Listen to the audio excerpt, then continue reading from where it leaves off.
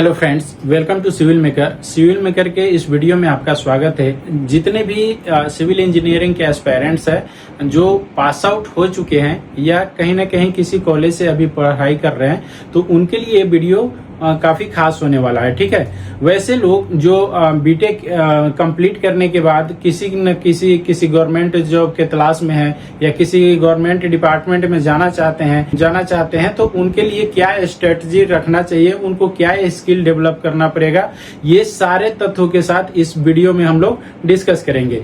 तो फ्रेंड्स, तो यहाँ पे हमारे पास दो तरह के स्टूडेंट होंगे। एक तो होंगे कि अभी किसी न किसी कॉलेज से ऑनगोइंग होंगे, 7 सेमेस्टर में होंगे, 8 सेमेस्टर में होंगे, ठीक है, या 6 सेमेस्टर में होंगे। तो उनको स्टार्ट से डे 1 से ही क्या उनको स्ट्रेटजी अपनाना चाहिए, कौन कौन से सॉफ्टवेयर के माध्यम से वो अपना स्किल डेवलप कर सकते हैं, कॉलेज लाइफ में उनको छोटे छोटे चीजों को कहाँ कहाँ बारीकी से ध्यान देना चाहिए, ताकि आने वाले टाइम में वो अपने करियर को बहुत अच्छे से, अगर आप चाहते हैं किसी भी गवर्नमेंट सेक्टर में या किसी भी गवर्नमेंट डिपार्टमेंट में कॉन्ट्रैक्ट बेसिस जॉब करना या गवर्नमेंट डिपार्टमेंट में कॉन्ट्रैक्ट बेसिस होते हुए अपना एक्सपीरियंस गेन करना चाहते हैं, ताकि बीपीएससी असिस्टेंट इंजीनियर में आपको मार्क्स का वेटेज मिले और कहीं ना कहीं आने वाले टाइम में आप डिपार्टमेंटल हो जाए, यानी बीपीएससी आपका क्लियर हो जाए। ठीक है, तो इन सारे स्ट्रेटजी पे हम लोग आज फोकस करेंगे और इन सारे स्ट्रेटजी के लिए हमको डे 1 से ही, यानी कि कॉलेज लाइफ से ही हमको क्या ध्यान देना चाहिए। वैसे लोग जो कॉलेज से पास आउट हो चुके हैं तो उनको अभी से क्या करना चाहिए। ठीक है, दोनों के लिए ये वीडियो काफी महत्वपूर्ण होने वाला है। शुरू से लास्ट तक इस वीडियो में बने रहेंगे। वैसे लोग होंगे जो कॉलेज में अभी ऑन गोइंग होंगे, यानी कॉलेज में किसी न किसी सेमेस्टर में वो पढ़ाई कर रहे होंगे, हो सकता है कि इंटर्नशिप कर रहे होंगे, हो सकता है कि गेट ईएस की तैयारी कर रहे होंगे। ठीक है, दूसरा हमारे पास यहाँ पे आता है फ्रेशर। वैसे लोग जो पास आउट हो चुके हैं लेकिन किसी भी डिपार्टमेंट या किसी भी वर्क के लिए या किसी भी प्राइवेट सेक्टर में जाने के लिए उनके पास एक्सपीरियंस नहीं है, जस्ट वे अभी क्वालिफाई हुए हैं बीटेक से। ठीक है, उन लोग के पास क्या करियर ऑप्शन रहेगा, क्या स्ट्रेटजी उनको अपनाना पड़ेगा, इस सारे चीजों पर ध्यान देना होगा। तीसरा हमारे पास जो कैंडिडेट होंगे एक्सपीरियंस। वैसे स्टूडेंट जो कहीं ना कहीं प्राइवेट सेक्टर में अपना जॉब कर रहे होंगे, एज ए साइट इंजीनियर भी होंगे। ठीक है, साइट इंजीनियर भी होंगे। तो आप किसी कॉलेज में पढ़ाई कर रहे हैं तो एज ए स्टूडेंट आप ये अपीयरिंग में हैं। दूसरा है आप फ्रेशर होंगे, या तीसरा होगा कि आप कहीं ना कहीं किसी कंसल्टेंट के पास, एक कहीं ना कहीं किसी ऑफिस में आप बिलिंग सीख रहे होंगे, प्लानिंग सीख रहे होंगे, या ऑटो कैड का प्रैक्टिस कर रहे होंगे, या बहुत सारे लोग वैसे होंगे जो मेरे तरह मतलब बीटेक करने के बाद ऑटो कैड वगैरह सीख रहे होंगे के रूप में डेवलप कर सके। ठीक है, दूसरा है कि यहाँ पे are you aiming the field और साइट मैनेजमेंट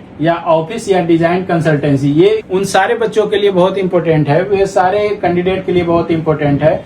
आपको कुछ अगर नहीं आता है तो आप क्या होंगे, बीटेक करने के बाद कहीं ना कहीं साइट इंजीनियर के रूप में आप जॉब कर सकते हैं। ठीक है, अगर थोड़ा सा आप पुश करेंगे, खुद को अपने आप को पुश करेंगे, तो कहीं ना कहीं आप जैसे ऑफिस में या डिजाइन कंसल्टेंसी के पास भी जॉब कर सकते हैं। और डिजाइन कंसल्टेंसी के लिए क्या क्राइटेरिया होगा, इसको हम आगे फर्दर इसी वीडियो में हम एक्सप्लेन करेंगे, तो शुरू से अंत तक इस वीडियो में बने रहे। ठीक है, सेकंड है आपको प्राइवेट सेक्टर में जो 3-4 स्किल्ड आना चाहिए, यानी कि 3-4 सॉफ्टवेयर का कोर्स आप अगर किए हुए हैं। बेसिकली अगर मान लीजिए कि यहाँ पे ऑटो कैड है, स्टेट प्रो है एंड ई टैब्स है, तो स्टेट प्रो और ई टैब्स आपको किसी भी मल्टी हेराइड बिल्डिंग को डिजाइन करने के लिए सॉफ्टवेयर की आवश्यकता होता है। लेकिन इनिशियल स्टेज में आप किसी न किसी कॉलेज से ऑन गोइंग है, पास आउट अभी हुए हैं या अभी कॉलेज में पढ़ाई कर रहे हैं, तो सबसे पहले आपको ऑटो कैड पे फोकस करना चाहिए।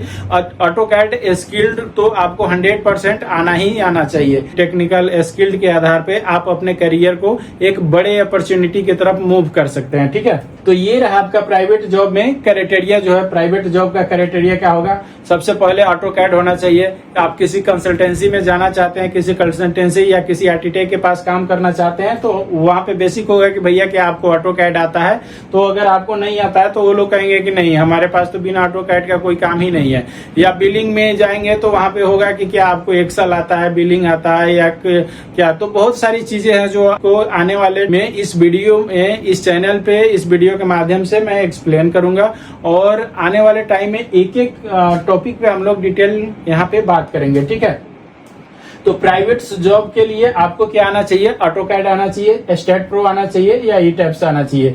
इन तीनों में अगर हमसे बात करेंगे, आपको अगर एक्सपर्ट बनना है, मान लीजिए कि किसी कंसल्टेंसी के पास काम कर रहे हैं, तो आपको ऑटोकैड तो आना ही आना चाहिए, ठीक है। ऑटोकैड आ गया। देन अगर आप चाहते हैं कि हम कंसल्टेंसी के पास जैसे कोई बिल्डिंग बनाना है, मल्टी हाइट बिल्डिंग का लोड डिजाइन करना है, तो उसके लिए आपको ई-टैब्स वगैरह या स्टेट प्रो आपको आना चाहिए, ठीक है। तो यहाँ पे अगर ये तीनों पर अगर आपका कमांड हो गया, तो किसी भी प्राइवेट सेक्टर में, किसी भी कंपनी में आप राज करेंगे। ये रहा इसका मूल मंत्र। इनिशियल स्टेज में किसी के पास नॉलेज नहीं होता है, अगर आप इस स्किल को डेवलप कर लिए तो कंपनी में किसी भी कंसल्टेंसी के लिए आपके पास बेटर अपॉर्चुनिटी रहेगा, ठीक है। अगर आप कहीं भी कोई स्किल डेवलप नहीं करेंगे, एज ए साइट इंजीनियर रहेंगे, वही बीटेक डिग्री होल्डर रहेंगे, तो बीटेक डिग्री होल्डर तो कहीं ना कहीं से, जैसे भोपाल से भी लोग पास आउट हो, गवर्नमेंट कॉलेज से भी पास आउट है, NIT IIT कहीं ना कहीं, और बिहार इंजीनियरिंग जो भी है।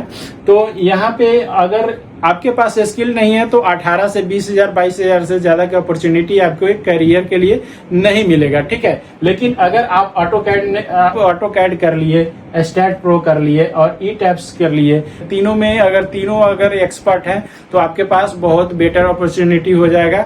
आज ही के डेट में आप कहीं ना कहीं किसी कंपनी में, किसी कंसल्टेंसी फर्म में आप 40 से 50,000 रुपया पर मंथ आपका सैलरी मिलेगा, ठीक है। दूसरा है आपका यहाँ पे स्ट्रक्चर इंजीनियरिंग कैड जानते हैं, या स्टेट प्रो या ई-टैब्स वगैरह, ये सब चीज आपने कोर्स कंप्लीट करी है, तो आपका रोल क्या रहेगा? तो ये यहाँ पे बताया जा रहा है कि स्ट्रक्चर इंजीनियरिंग यानी कि किसी भी बिल्डिंग का जो इंफ्रास्ट्रक्चर होगा, यानी कि बिल्डिंग जो डिजाइन करेंगे, मल्टी हाइट बिल्डिंग जो होगा, सिटी सेंटर जैसे बना है, बिल्डिंग कॉम्प्लेक्स जो होगा, तो उस बिल्डिंग का आप क्या करेंगे? लोड को डिजाइन करेंगे, एनालाइज करेंगे, डिटेलिंग करेंगे, ठीक है। बहुत ऐसे स्टूडेंट होंगे जो कहीं ना कहीं किसी कंसल्टेंसी के पास या किसी कंपनी में अच्छे एम्प्लॉय के रूप में काम कर रहे होंगे, जैसे उनको आता होगा ऑटोकैड आता होगा, या स्टेट प्रो आता होगा, ई-टैब्स आता होगा, जो प्लानिंग कर रहे होंगे, स्ट्रक्चर डिजाइन कर रहे होंगे, या बिलिंग कर रहे होंगे, या एज ए साइट इंजीनियर होंगे।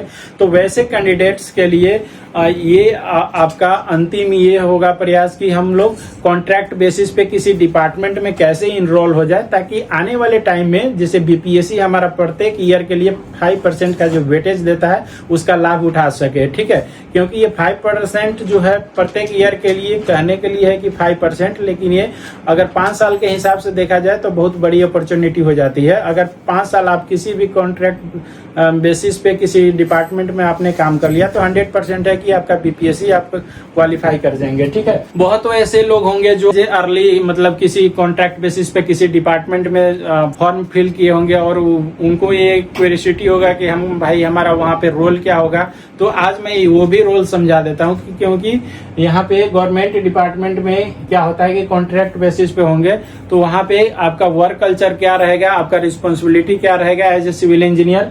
तो यहाँ पे हो सकता है सबसे पहले PPR प्रपोजल मिला कि आपको यहाँ पे जैसे खादी मॉल बनाना है, ठीक है, खादी मॉल बनाना है, या स्मार्ट सिटी बनाना है, या कोई भी प्रोजेक्ट इस तरह का आपको वहाँ पे डिस्कशन में आ गया। देन आपको ये हो गया, गवर्नमेंट के थ्रू अप्रूवल आ गया कि आपको यहाँ पे ये चीज का निर्माण करना है, तो संबंधित डिपार्टमेंट को पत्र जाता है, और वो डिपार्टमेंट क्या करेगा, उसको नामित किया जाएगा, यानी नोडल एजेंसी बनाया जाएगा। तो वहाँ पे क्या होता है कि उस डिपार्टमेंट में अगर आप कार्यरत हैं, तो हो सकता है कि आपको ये रिस्पॉन्सिबिलिटी मिले कि आप भाई जो भी प्रोजेक्ट आ रहा है उसका PPR या DPR या टेंडर या रिपोर्ट होता है, ठीक है, प्रिलिमिनरी प्रोजेक्ट रिपोर्ट होता है। यानी ये क्या होता है, तो ये होता है एक टेंटेटिव अमाउंट। अब हम लोग ये टेंटेटिव अमाउंट कैसे कैलकुलेट करते हैं, तो सबसे पहले आपका डिजाइन तैयार होगा, यानी आपने प्लानिंग कर लिया है, तो प्लानिंग करने के बाद उसका एस्टिमेशन करेंगे, एस्टिमेशन के बाद हमारा प्रोजेक्ट कॉस्ट निकलेगा, ठीक है। तब वहां से हम लोग ये डिसाइड करेंगे कि ये प्रोजेक्ट कॉस्ट हमारा कितना आएगा। तो जल्दी में क्या होता है कि CPWD का प्लिंथ एरिया रेट पे हम लोग PPR को डिजाइन करते हैं, या PPR में ही आप लोग DPR भी बना सकते हैं, यानी कि डिटेल प्रोजेक्ट रिपोर्ट एक ही बार में बना सकते हैं। लेकिन कई बार क्या होता है कि इनिशियल में आपको टेंटेटिव अमाउंट डिपार्टमेंट से एडमिनिस्ट्रेटिव अप्रूवल, यानी पैसे की राशि या गवर्नमेंट का आपको ये बताना होगा इतने की कॉस्ट आएगी, तो उसके लिए पीपीआर जस्ट सीपीडब्ल्यू का एक कोड है जिसपे आपको प्लिंथ एरिया रेट से कैलकुलेट होता है। वहां पे आपको क्या क्या प्रोविजंस करेंगे, जब प्रिलिमिनरी प्रोजेक्ट कॉस्ट निकाल के हम किसी डिपार्टमेंट को सबमिट कर दिए, वहां से देन हमको अगर अप्रूवल आ गया, ठीक है, अप्रूवल आ गया, पीपीआर हम किसी कंसल्टेंट से बनवाएंगे। अब यहाँ पे देखिए रोल रिस्पॉन्सिबिलिटी जो अभी इसके पहले हम बता रहे थे वो सारे आ जाते हैं। पीपीआर हमारा कौन बनाएगा, तो बहुत सारे डिपार्टमेंट में लगभग बिहार के हर डिपार्टमेंट में किसी न किसी कंसल्टेंट को हायर किया जाता है, यानी कि इन पैनल रहते हैं हमारे बहुत सारे कंसल्टेंट। तो उसमें आपको लगेगा कि ये प्रोजेक्ट के लिए ये कंसल्टेंट हमारे लिए बेस्ट है, तो उसको आप हायरिंग करेंगे और वहां से वो आपके प्रोजेक्ट का पीपीआर बना के देगा, यानी प्रिलिमिनरी प्रोजेक्ट रिपोर्ट बना के देगा। उसके बाद हम लोग क्या करेंगे, डिपार्टमेंट में आप हैं तो आपका रोल ये रहेगा कि उसका एसओआर से रेट चेक करेंगे। रेट चेक करने के बाद यानी टेक्निकल अप्रूवल करके संबंधित डिपार्टमेंट को आप भेज देंगे का इस प्रोजेक्ट का कॉस्ट यानी टेक्निकल अप्रूवल के लिए ये है, ठीक है, आप भेज देंगे। देन वहां से अगर किसी डिपार्टमेंट से अप्रूवल आपको आ गया है यानी एडमिनिस्ट्रेटिव अप्रूवल आ गया, उसी को हम लोग ए बोलते हैं, ठीक है। तो ए क्या है, जस्ट एडमिनिस्ट्रेटिव अप्रूवल है। उसके बाद क्या होता है, ये अगर आपको कोई डिपार्टमेंट दे दिया तो आपका फिर वहां काम स्टार्ट ये हो जाएगा कि आप उसका डीपीआर बनाएंगे। डीपीआर में मतलब इट्स मीन्स आप नाम सुने होंगे कि ये प्रोजेक्ट का डीपीआर अभी बनाया जा रहा है या डीपीआर आपको सबमिट करना है। तो DPR just a detail project report होता है। डिटेल प्रोजेक्ट रिपोर्ट से आप सबमिट जब बनाएंगे तब यहाँ पे आपका टेंडर भी कर सकते हैं, क्योंकि ए अमाउंट पर कई बार होता है कि एडमिनिस्ट्रेटिव अप्रूवल पर कई बार होता है कि डिपार्टमेंट का प्रेशर होता है, तो टेंडर वर्क में हम लोग ला सकते हैं, यानी कि टेंडर के लिए एनआईटी अप्रूवल लेके वहां पे एनआईटी फ्लोट कर सकते हैं। तो टेक्निकल सैंक्शन में ये हो जाता है कि किसी भी डिपार्टमेंट का प्रोजेक्ट का जो डीपीआर तो रहेगा ही, यानी कि डिटेल प्रोजेक्ट रिपोर्ट पे ही हम लोग क्या टेक्निकल सैंक्शन करते हैं। लेकिन जस्ट बीसीडी हो गया, तो बीसीडी किसी भी डिपार्टमेंट के अगर काम करती है तो वो अपना हैंडलिंग चार्ज लेती है, ठीक है। तो हैंडलिंग चार्ज प्रोजेक्ट कॉस्ट पे जो हैंडलिंग चार्ज आएगा उसको मिला के आपका टेक्निकल सैंक्शन का अमाउंट होता है। और ये दोनों मिलाकर ही हम एडमिनिस्ट्रेटिव अप्रूवल यानी टेक्निकल अप्रूवल जो भेजे रहते हैं उस पर एडमिनिस्ट्रेटिव अमाउंट होता है।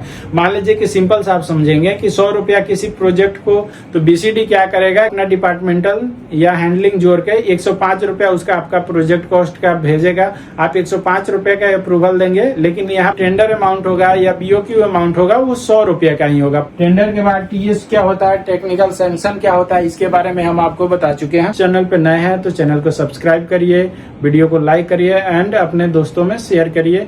मिलते हैं नेक्स्ट वीडियो में, तब तक के लिए धन्यवाद। जय हिंद।